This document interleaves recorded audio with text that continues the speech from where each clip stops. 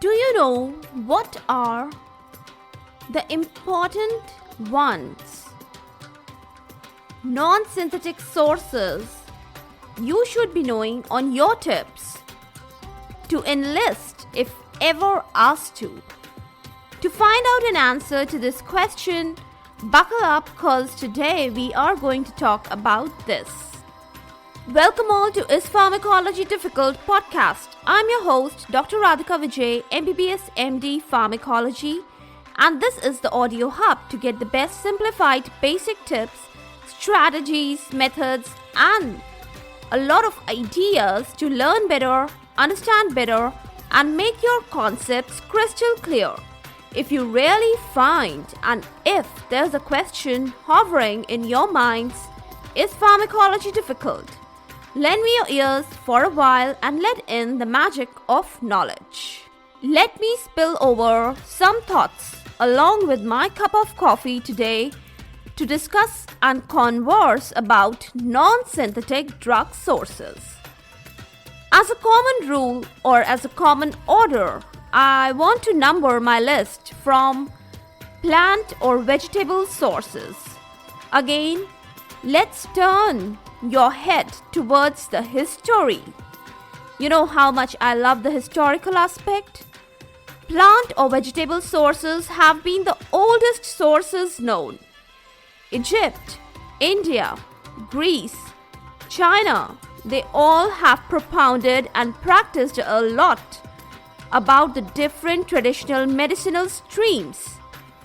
And what are these streams? Yes, you know a few of them, let me tell you. Ayurveda, Aztec, Chinese, etc.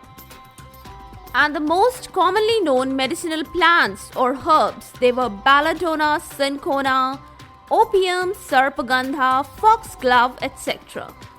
Certain medicinal tea plants, especially the leaves of the tea plants, they were known to be used so much for different purposes like relief, cough, cold, etc. Now for learning in a simplified and effective way, let us classify these vegetable sources in different categories. Firstly comes the alkaloids. These are water-soluble salts, hydrochloride or sulfate mainly, of water insoluble that are alkaline in nature, heterocyclic, nitrogenous compounds. And they are actually the pharmacological active principles of plants.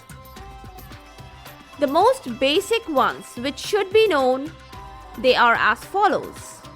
The first one to talk about is vincristin, vinblastin, which are obtained from the Vinca rosea plant. Secondly, I have for you is atropine group of drugs. I mean the congeners of atropine also they are included. They are obtained from Atropa belladonna plant. Next, I will tell you about morphine group of drugs from Papaver somniferum, that is poppy plant. Then I have reserpine from Rauwolfia serpentina, pilocarpine from Pilocarpus species of plants, quinine from Cinchona officinalis plant, cocaine from Erythroxylum coca, nicotine from tobacco leaves, then many other known drugs, ephedrine, ergotamine, etc. etc. That was the first category I wanted to tell you. Secondly, next category you all should know is about glycosides. The importance of these lies in knowing the structure of the glycosides. That's really interesting. They have an organic moiety. To be more elaborative, I want to say they are heterocyclic non-sugar entities. And this heterocyclic non-sugar entity that they have is known as aglycone, AGLYCONE.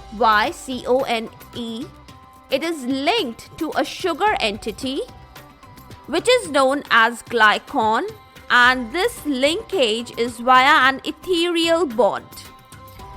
Now, according to the sugar attached, Sugars are of so many types.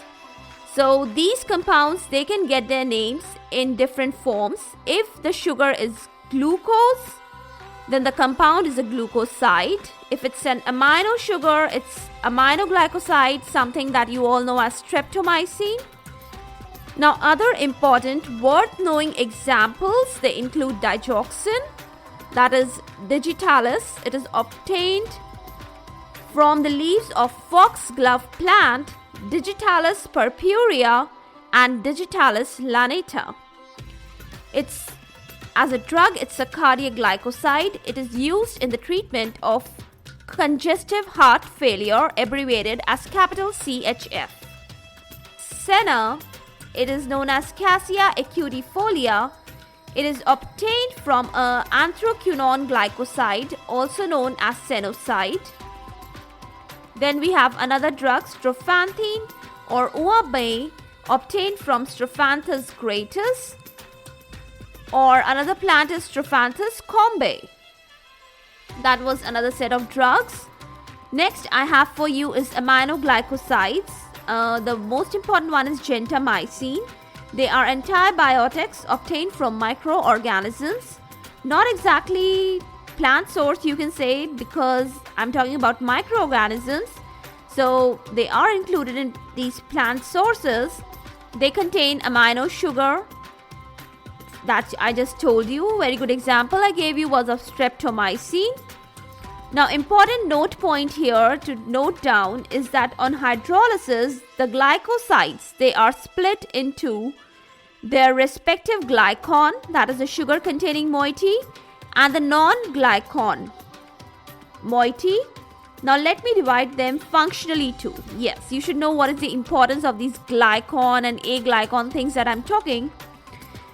The pharmacological activity is due to the aglycon, that is also known as the genin, G-E-N-I-N, genin component, while the pharmacokinetic features, they are due to the glycon, that is the sugar component.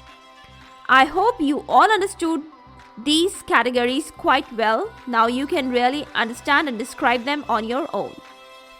The next category for today I want to talk about is the oils. Now their characteristics are very special. They include high viscosity, inflammability, and insolubility in water. Most importantly, the oil types to study are, first of all, are the fixed oils. Now as the name suggests, they are fixed. Definitely they are non-volatile, derived from higher fatty acids. Now, what are these higher fatty acids? They are actually the glycerides of oleic, palmitic, and stearic acids. Now they are edible. Edible means they can be used for cooking. They yield caloric and food value. Now good well-known ones obtained from the solvent extracts of the crushed seeds are, let me give you some examples of the well-known oils: groundnut oil, coconut oil, sesame oil, olive oil, which is obtained from the olive, that is Olea europaea plant. So these are some famous oils that you ought to know. Then also they are used as emollients and they can combine with alkalis, they form soaps. These are their special properties.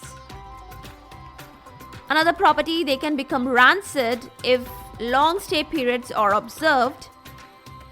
The pharmacologically active ones among the fixed oils, I'm talking about the pharmacologically active ones, they are the castor oil. The castor oil has a stimulant purgative property. It is obtained from the castor plant, that is Ricinus communis. Then some other properties that are pharmacologically important are the demulcent properties, which are found in the arachis oil. And then I want to talk about other emollient properties. They are found in the theobrome oil obtained from the cocoa butter plant, and it is also known as theobrome cacao plant. Now these are extensively used to produce the skin creams and the suppositories. Okay? So these are the most famous fixed oils. I told you what are the edible ones, what are pharmacologically important. So just learn to minutely differentiate also among the different categories. See, there are so many branches, sub-branches, so all you should write down in the form of flow chart. That will be very useful. Like I'm telling you one category, then I'm telling you so many different divisions in that category. So try to write them in the form of a flow chart, because all these activities, they help in learning the subject better, they help in understanding the subject better, and also simplifying in your brain so that you have a set picture of everything whenever you try to recollect anything. Got it? Okay, let's move further. Next type of oils I want to talk about here is the volatile oils. They are also called as essential oils. They are aromatic. Yes, aromatic means they have a fragrance, and they are terpene hydrocarbons derived from the flowery petals or leaves, and the process through which we get them is the steam distillation. That's too much of information. Got it? And they are much volatile in nature. Generally, they don't have any food value. Now, why I'm talking about this? Because we are comparing them with the fixed oils. So that's why I'm talking about the food value here. They don't have any food value. They don't have any soapy formations with the alkalis. They don't have the characteristic feature of rancidity if long stay periods are observed. No foul smelling, nothing like that. Got it? Now let me talk about the different types, their examples, and along with the examples, I'll tell you the different properties also. The first one, the pain relieving property of the oil of clove. It finds its use to relieve the toothache, or what we generally call as the dental pain. Next one is to relieve the congestion. The one can use eucalyptus oil for that. It's very useful. Then the next property I want to talk about is to use as a carminative and flavoring agent, and you can make use for these things. You can make use of ginger, peppermint, cardamom, fennel oil. All these are the spices found in our kitchen, so they are very useful. Got it? Then some are solid at room temperature and they sublimate on heating. And their very good examples are menthol, camphor, and thymol. Then some are used simply for the purpose of flavoring, and very good example is the lemon oil from the citrus lemon plant. Some are used as counter irritants and astringents, especially I'm talking here about the turpentine oil, which is obtained from the pine plant species. It is a great counter irritant, and the various oils used as astringents, they find their use in the production of mouthwashes and gargles. Okay? So for the day, I just want to say that these extensive, elaborative descriptions, before they become too exhaustive, I should halt my dialogue here and just now at the present moment to give a space for the ventilation in the rooms of your mind, to let in the sunlight of new ideas, few to contemplate over, few to enrich, few to revive, few to exit, and much to relax. Yes, the time to chill now, cause more of sources of drugs will find their words in the next episode. For all the updates and the latest episodes of my podcast, please visit www.ispharmacologydifficult.com, where you can also sign up for a free monthly e-newsletter of mine. It actually contains a lot of updates about the medical sciences, drug information, and my podcast updates also. You can follow me on different social media handles like Twitter, Insta, Facebook, and LinkedIn. They all are with the same name, is Pharmacology Difficult. If you are listening for the first time, do follow me here, whatever platform you are consuming this episode. Stay tuned. Do rate and review on iTunes, Apple Podcast. Stay safe, stay happy, stay enlightened. Thank you.